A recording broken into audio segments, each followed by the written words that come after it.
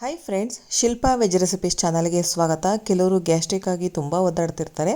ಅಂಥವರಿಗೆ ಈ ಮನೆಮದ್ದು ತುಂಬ ಒಳ್ಳೆ ಪರಿಣಾಮಕಾರಿ ಅಂತಲೇ ಹೇಳ್ಬೋದು. ಫಸ್ಟ್ ನೋಡಿ, ಮೆಣಸಿನಕಾಳು ಮತ್ತು ಸೋಂಪು ಮತ್ತು ಜೀರಿಗೆ ಮತ್ತು ಅಜ್ವೈನ್ ಅಥವಾ ಓಂಕಾಳನ್ನು ಚೆನ್ನಾಗಿರುವಂತಹ ಬಿಸಿಲಲ್ಲಿ ಒಣಗಿಸ್ಕೊಳ್ತಾ ಇದ್ದೀನಿ. ಕೆಲವರು ಹುರಿದು ಕೂಡ ಮಾಡ್ತಾರೆ, ಬಟ್ ಬಿಸಿಲಲ್ಲಿ ಒಣಗಿಸಿ ಮಾಡೋದ್ರಿಂದ ಅದ್ರ ಬೆನಿಫಿಟ್ಸ್ನ ಇನ್ನೂ ಜಾಸ್ತಿ ತೊಗೊಳ್ಬೋದು. ನಾನು ಸುಮ್ಮನೆ ಒಂದು ಅಂದಾಜಲ್ಲಿ ಇದನ್ನು ಬಿಸಿಲಲ್ಲಿ ಹಾಕಿ ಒಣಗಿಸಿ ಇಟ್ಕೊಂಡಿದ್ದೆ. ಈಗ ಅಳತೆ ಪ್ರಕಾರ ನೆಕ್ಸ್ಟು ನಾನು ತೊಗೊಳ್ತಾ ಹೋಗ್ತೀನಿ. ಫಸ್ಟು ಜೀರಿಗೆ ತೊಗೊಂಡಿದ್ದೀನಿ. 1 ಕಪ್ನಷ್ಟು ಜೀರಿಗೆನ ಅಳತೆ ಮಾಡಿ ಹಾಕ್ಕೊಳ್ತಾ ಇದ್ದೀನಿ. ನೆಕ್ಸ್ಟ್ ಈಗ ಇದೇ ಕಪ್ ಅಳತೆಯಲ್ಲಿ ಸೋಂಪನ್ನು ಹಾಕ್ಕೊಳ್ತಾ ಇದ್ದೀನಿ. ಓಂಕಾಳು ಅಥವಾ ಅಜ್ವೈನ್ನ ಇದೇ ಕಪ್ ಅಳತೆಯಲ್ಲಿ ಒಂದು 1/4 ಲೋಟದಷ್ಟು ಅಥವಾ ಒಂದು ಅರ್ಧ ಲೋಟದಷ್ಟು ಹಾಕಿದ್ರೆ ಸಾಕು. ತುಂಬ ಹೀಟ್ ಇದು, ಹಾಗಾಗಿ ಅದಕ್ಕಿಂತ ಕಡಿಮೆ 1-2 ಸ್ಪೂನ್ನಷ್ಟು ಮೆಣಸಿನಕಾಳನ್ನ ಹಾಕ್ಕೊಳ್ತಾ ಇದ್ದೀನಿ. ನೆಕ್ಸ್ಟು 1 ಪೀಸಷ್ಟು ಚಕ್ಕೆ ತೊಗೊಂಡಿದ್ದೀನಿ. ಈ ಚಕ್ಕೆ ಇದೆಲ್ಲ ತುಂಬ ಪ್ಯೂರ್ ಆಗಿರೋವಂತಹ ಚಕ್ಕೆ. ಈ ರೀತಿ ಕಂಪ್ಲೀಟ್ ಸುತ್ತಿರುತ್ತೆ ನೋಡಿ, ಈ ಥರ ಚಕ್ಕೆನ 1 ಇಂಚಷ್ಟು ತೊಗೊಂಡ್ರೆ ಸಾಕು. ಸ್ವಲ್ಪ ಜಾಯಿಕಾಯಿನ ಹಾಕ್ಕೊಳ್ತಾ ಇದ್ದೀನಿ. ಇದಿಷ್ಟನ್ನು ಹಾಕಿದ ಮೇಲೆ ನಾವು ಪುಡಿ ಮಾಡ್ಕೊಳ್ಬೇಕು. 1 ಸ್ಪೂನ್ನಷ್ಟು ಒಣಶುಂಠಿ ಪುಡಿನ ಕೂಡ ಬಳಸ್ಕೊಳ್ಬೋದು ಬೇಕು ಅನ್ನೋದಾದರೆ. ನೆಕ್ಸ್ಟ್ ಈಗ ಒಂದು ಅರ್ಧ ಸ್ಪೂನ್ನಷ್ಟು ಈ ಪುಡಿನ ಒಂದು ಲೋಟಕ್ಕೆ ಹಾಕ್ಕೊಳ್ತಾ ಇದ್ದೀನಿ. ಈಗ ಇದಕ್ಕೆ ಚೆನ್ನಾಗಿ ಕುದೀತಾ ಇರೋವಂತಹ ನೀರನ್ನು ಹಾಕ್ಕೊಳ್ತಾ ಇದ್ದೀನಿ. ಇದನ್ನು ಹಾಕಿದ್ಮೇಲೆ ಮುಚ್ಚಿಟ್ಬಿಡಬೇಕು.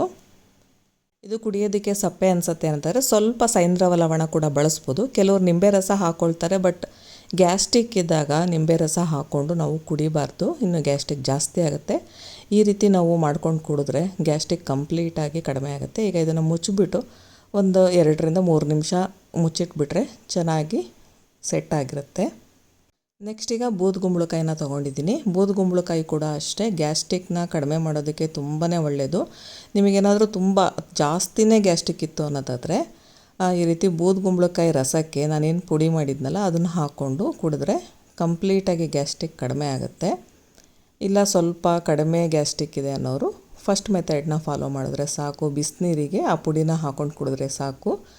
ತುಂಬ ಜಾಸ್ತಿನೇ ಗ್ಯಾಸ್ಟ್ರಿಕ್ ಪ್ರಾಬ್ಲಮ್ ಇರೋ ಅಂಥವ್ರು ಬೂದುಗುಂಬಳಕಾಯಿ ರಸಕ್ಕೆ ಆ ಪುಡಿನ ಹಾಕ್ಕೊಂಡ್ರೆ ಒಳ್ಳೆಯದು. ಈಗ ಬೂದುಗುಂಬಳಕಾಯಿನ ಕಟ್ ಮಾಡ್ಕೊಳ್ತಾ ಇದ್ದೀನಿ. ಇದರ ತಿರುಳೇನು ಬಳಸೋದು ಬೇಡ. ಇದರ ತಿರುಳಲ್ಲಿ ನಾವು ತಂಬಳಿ ಎಲ್ಲ ಮಾಡೋದಕ್ಕೆ ಬಳಸ್ಕೊಳ್ಬೋದು.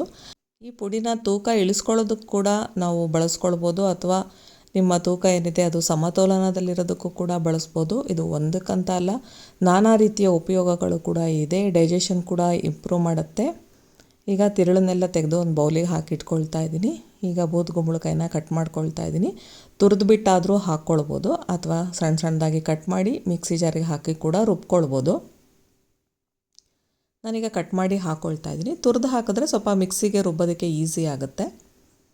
ಈಗ ಕಟ್ ಮಾಡಿ ಇಟ್ಕೊಂಡಿರೋವಂತಹ ಹೋಳುಗಳನ್ನು ನಾನು ಮಿಕ್ಸಿ ಜಾರಿಗೆ ಹಾಕ್ಕೊಳ್ತಾ ಇದ್ದೀನಿ. ನಾನಿಲ್ಲಿ 2 ಲೋಟದಷ್ಟು ಬೂದುಗುಂಬಳಕಾಯಿ ಜ್ಯೂಸನ್ನ ಮಾಡ್ಕೊಳ್ತಾ ಇದ್ದೀನಿ. ಈಗ ನಾನು ಪುಡಿ ಮಾಡಿ ಇಟ್ಕೊಂಡಿದ್ದೆ ಅಲ್ಲ, ಅದನ್ನು ಕೂಡ ಹಾಕ್ಕೊಳ್ತಾ ಇದ್ದೀನಿ. ಜೊತೆಗೆ ಸ್ವಲ್ಪ ಟೇಸ್ಟಿಗೆ ಸೈಂಧವ ಲವಣ ಹಾಕಿ ಫಸ್ಟು ರುಬ್ಕೊಂಡಿದ್ದೀನಿ. ನಂತರ ನೀರು ಹಾಕಿ ರುಬ್ಬಿದ್ರೆ ಬೂದುಗುಂಬಳಕಾಯಿ ಜ್ಯೂಸ್ ರೆಡಿ ಆಗುತ್ತೆ. ಇದನ್ನು ಫಿಲ್ಟ್ರ್ ಮಾಡಿ ಕೂಡ ಕುಡಿಬಹುದು. ನೀವು ಕೂಡ ಈ ರೆಸಿಪಿನ ಮಿಸ್ ಮಾಡದೆ ಟ್ರೈ ಮಾಡಿ. ಈ ವಿಡಿಯೋ ಇಷ್ಟ ಆದರೆ ಲೈಕ್ ಮಾಡಿ, ಶೇರ್ ಮಾಡಿ ಹಾಗೂ ಸಬ್ಸ್ಕ್ರೈಬ್ ಮಾಡಿ. Thank you friends.